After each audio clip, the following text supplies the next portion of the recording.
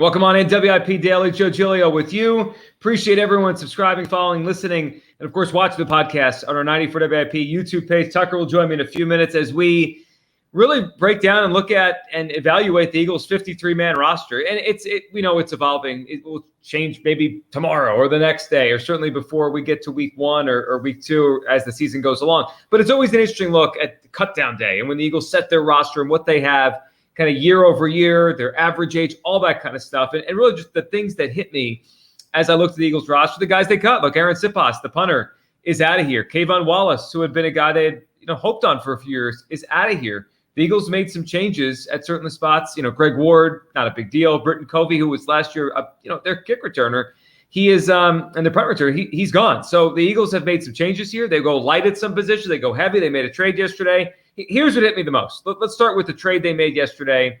Such a Howie Roseman move. I will call him Albert O. Vic Tucker in a few minutes may have his correct pronunciation of his last name. He'll be Albert O in Philadelphia, I think, for a while. But the tight end they get from the Denver Broncos coming off a 100-yard receiving game in the final preseason game. Now, he's playing in the final preseason game. It tells you a little bit about where he was within that Broncos roster. I heard Sirianni say yesterday, not many tight ends ever get 100 yards in a preseason game. Well, not many tight ends with some pedigree play the final game of a preseason. So it all, you kind of take it with a grain of salt. But I think he's got some ability.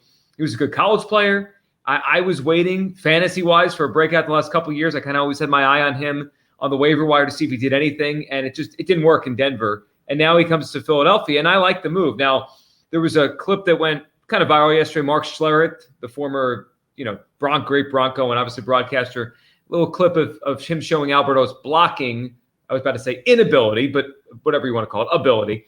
And he wasn't giving much effort there. So maybe there's other issues with him and why he hasn't, progressed. But as a receiver, he can make plays. And the Eagles last year, when they lost Dallas Goedert, struggled to get the tight ends in the passing game. It evaporated. So I think this gives the Eagles an interesting pass catching option beyond Dallas Goedert. No one's replacing Goedert. And you're not going to find a guy that could do both things, pass catching and run blocking like Goedert. But Alberto's an interesting guy. I like that trade for the Eagles yesterday before they set the roster. The other things that hit me just looking at the 53 men, how young they are at corner. I mean, they really, with the release of Greedy Williams, with the injury to McPherson, who's not old, but certainly a little bit younger or a little bit older than these guys, they're super, super young at the cornerback position. I mean, really, they are. Between Josh Jobe, who sounds like he's the first man up outside, to Goodrich, who's now going to back up, Maddox in the slot, to Eli Ricks, to Keely Ringo, very young. It is it's interesting how it's almost like a developmental group, but they're the next man up. So the odds say we're going to see one of these guys. I think Ricks has earned. Jobe should be the first backup outside, but I've been more impressed with Ricks this summer than I was with a guy like Keely Ringo, who probably was a little more highly touted, and another Georgia Bulldog. But I think Eli Ricks might be able to play, and it would really change the Eagles' future if they're able to find future starters at the cornerback position, this way. Because none of these guys are high picks. It's not like they haven't spent any capital, really, on corner. Now, the last few years, there's been a lot of rumors they might. Interested in first-round corners, they haven't. I mean, if they could find, just let's use this analogy. Like the Eagles found Jason Peters' replacement in Jordan Mailata almost just by just throwing stones and trying to hit something, just, taking a shot late in the draft. And it worked.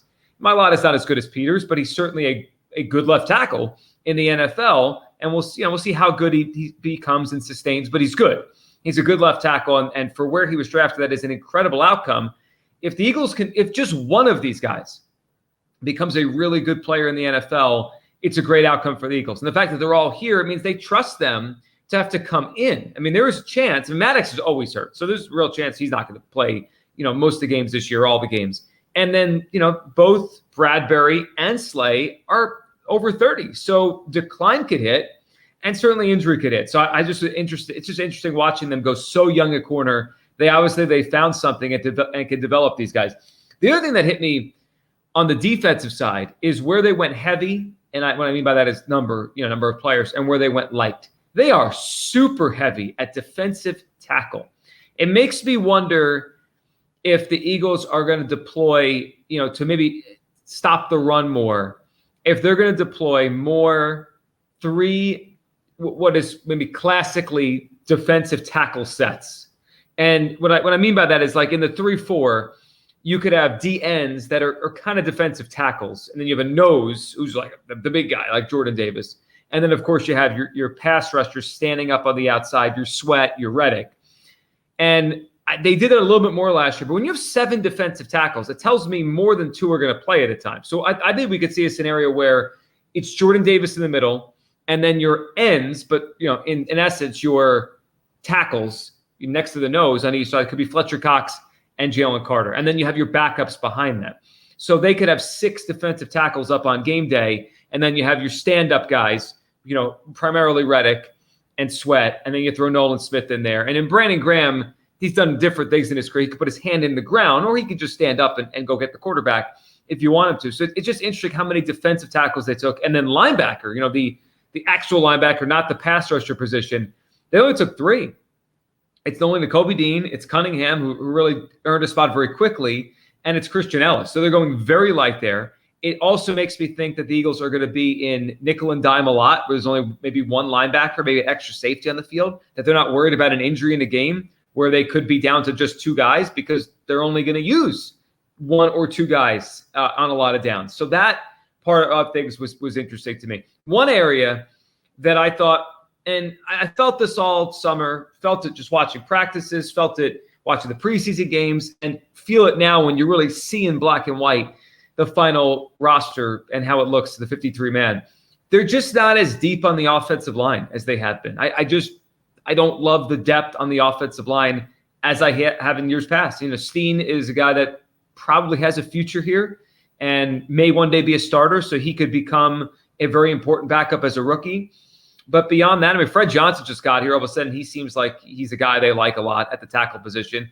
I don't think Jack Driscoll has improved much from where he was. I think it was the pandemic year, 2020 was, I think, his rookie season, and he had to play a decent amount because all the injuries they had on the offensive line. And I liked what I saw.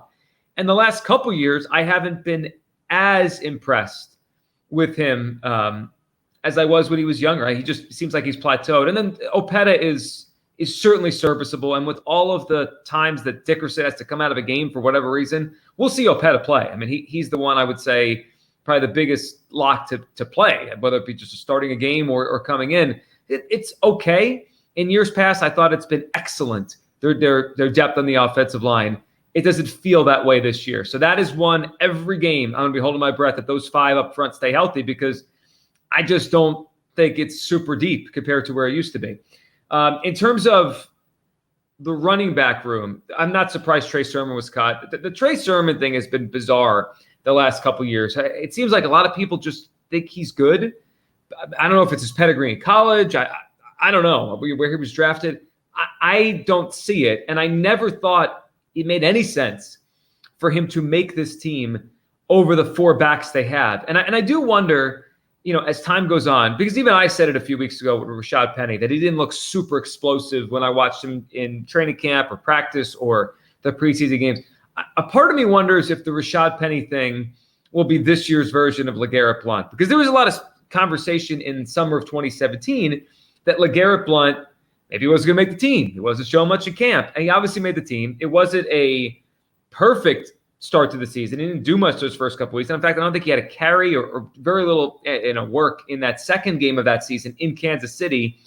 And then by the end of the year, he's a gigantic part of the reason why they were so good. The run he had against the Chargers in the 4th week of the season, the touchdown he had against the Falcons in the divisional round, a good game in the Super Bowl. They got Ajayi, I think, to help kind of keep Blount fresh for the full thing. It wouldn't surprise me at all if Rashad Penny is this year's version of LeGarrette Blount, that he's a guy that has a name. They signed him, was, oh, wow, they got this guy on a pretty cheap deal. Not super impressive during the summer. And then when the season rolls around, behind a good offensive line, he's got fresh legs. And for the carries they give him, he's super productive. I wouldn't be surprised at all if Rashad Penny averages 4.9 or 5 yards a carry. He's done that basically his whole career in the NFL. If he has 7 or 8 touchdowns, that wouldn't surprise me in the slightest. I think Rashad Penny is going to help this team, even though the summer was primarily quiet. And now to look forward to what they're going to do and what they might do. What happens at the kick and punt returner positions? Olamide Zaccheaus has some experience doing it. They could go back to Boston Scott in that realm.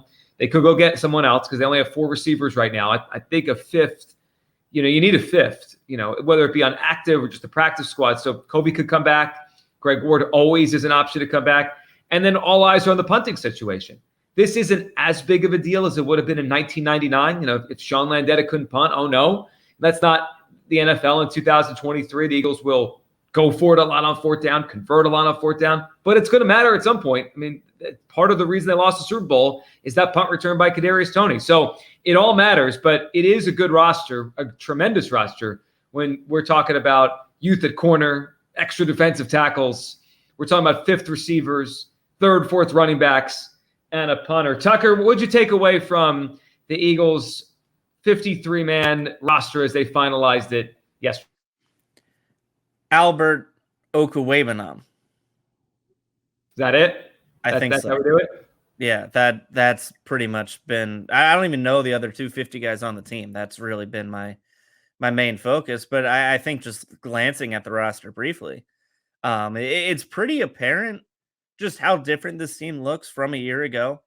And I always admire this about Howie Roseman. He tends to, whenever there's a mistake made by the Eagles organization, whether it's him or not, he tends to overcorrect almost in the opposite direction. Anytime they got burned by a player or they made a decision and it didn't work out, they almost veer in the complete opposite direction to the point of overcorrecting. And I kind of compared this team to the last team that went to the Super Bowl. And when they had that team, they really hung on. And a lot of those guys are still here, right? Guys like Fletcher Cox, Brandon Graham, Lane Johnson, Jason Kelsey. But instead of trying to rebuild and, continue with that group, you look at this roster and they have a lot of young guys. And they have a lot of young guys at key positions. They have a lot of young talent backing up older players at key positions. Like, just look at the cornerback room right now. And you have Bradbury and Slay, but then you have a lot of guys behind them on the depth chart right now who I think can play at some point, maybe not right now, but you are built for not only the short term, but the long term in that situation. I don't know if you could have really said that in 2018. And maybe the depth isn't there with the offensive line the way it has been in years past. And maybe they're kind of just putting all their eggs in the offensive line coach's basket, Stoutland. Maybe they're basically just saying, find the guys you like and coach them up. And hopefully in a year, 2, 3, these guys are what we hope they can be. And they do have some talent, like a guy like Tyler Steen, who can certainly be a force on the interior of the offensive line. But my big takeaway is that this is a really young team, which I don't think happens a lot when you have a team coming off a Super Bowl run. Like, the fact that they were able to kind of turn over this roster and create a team that's kind of not just built to win this year with their star talent, but has some intriguing pieces moving forward for 2024 and beyond.